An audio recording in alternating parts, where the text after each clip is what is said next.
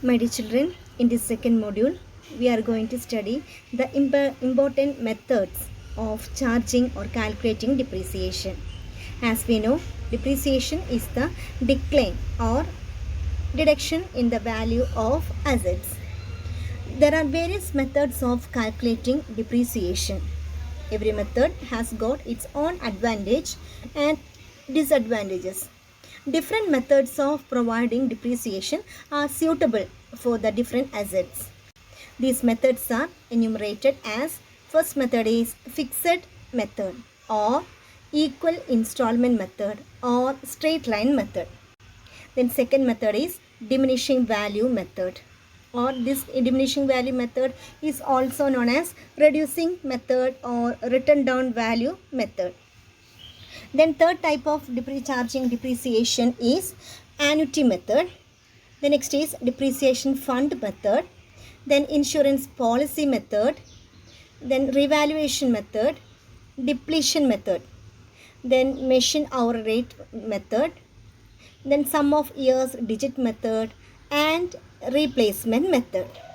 In this lesson or in this chapter, we are going to study only two different methods of calculating depreciation. They are, first one, straight line method or fixed installment method. Then second method is diminishing value method. Diminishing value method means written down value method. Depreciation is a systematic and rational process of distributing the cost of tangible assets over the life of the asset. It is a process of allocating cost. It is a continuous process. Then cost to be allocated equal to acquisition cost minus salvage value.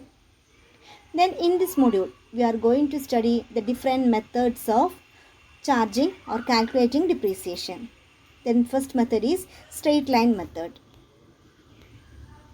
Straight line method is the simplest method of calculating or charging the amount of depreciation. Under this method, the same amount of depreciation is charged every year throughout the life of the asset. The life of the asset may be 10 years, 5 years, 6 years, etc. The equation for calculating the amount of depreciation equal to total cost of acquisition minus residual value of asset or scrap value divided by estimated useful life of the asset. This formula can be expressed as capital letter R equal to the amount of depreciation, then small letter r equal to depreciation rate, then C equal to acquisition cost. The equation for calculating depreciation equal to small letter r equal to capital letter R divided by C into 100. Then now I am going to give one example. Suppose the cost of the asset equal to 20,000. The rate of depreciation equal to 10%. What will be the amount of depreciation? The amount of depreciation equal to the cost of the asset into rate of depreciation, that is 20,000 into 10%, that is equal to 2,000. By using straight line method, we can calculate the amount of depreciation by applying the formula total cost of acquisition minus residual value divided by estimated useful life of the asset. In this example, the cost of the asset is equal to 20,000. The useful life of the asset given is 10 years. So the amount of depreciation equal to 20,000 divided by 10 equal to 2,000 is the amount of depreciation. This amount of depreciation, that is this 2,000, will be deducted every year throughout the life of the asset, because this 2,000 is the amount of depreciation. This is the amount of decline amount from the total amount of total cost of the asset. Next, we are going to study the important merits and demerits of using straight line method. The important merits of straight line method are: first one, simple, easy to understand and to apply. The next is it provides uniform charge every year. And the third advantage is it is calculated on original cost over the lifetime. Now we are going to study the important merits and advantages in detail. The first point is simplicity. This is the simplest method of providing or charging depreciation. This can be easily understood even by ordinary person. Calculation of depreciation according to this method is also very simple. Just simply dividing the cost of the asset divided by estimated useful life, then you will get the amount of depreciation. Then second method is assets can be completely written off.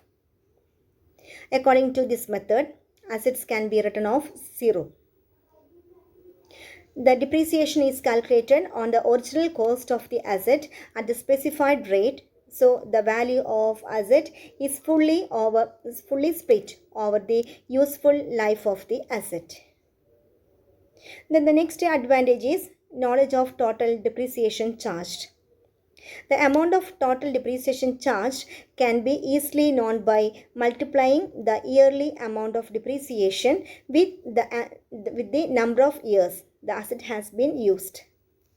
And the next important advantage is suitable for small firms. Straight line method is very suitable to the small concerns. These firms use this method because it is very easy, simple and suitable to the size of their firms. Because their size of the firm is very small. Then next one is useful for assets having lesser value. This method is very useful and it is most suitable for charging depreciation on the assets of lesser value such as furniture, fixtures and patents, etc. Suppose the value of the asset equal to 10,000. Its estimated useful life is 10 years. What will be the amount of depreciation? The amount of depreciation equal to total cost of the assets divided by estimated useful life of the asset. Here the cost of the asset equal to 10,000. The estimated useful life is 10 years. Therefore, the amount of depreciation equal to 10,000 divided by 10, that is 1,000 rupees. Next, we are going to study the important demerits or disadvantages of using straight line method. Next, we are going to study the important demerits or disadvantages of using straight line method. The first one is depreciation is not related to the usage factor. Then second one is it fails to record or assess the efficiency of the assets. Then third point is loss of interest on the investment in the asset is not accounted for. Now we are going to study the disadvantages in detail.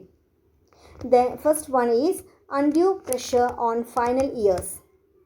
The final years of the life of the asset have to bear more repairs and maintenance charges and also the same amount of depreciation, whereas initial years have to suffer lesser repair charges. The next one, no provision for replacement. The amount charged as depreciation is retained in the business and used in the routine affairs.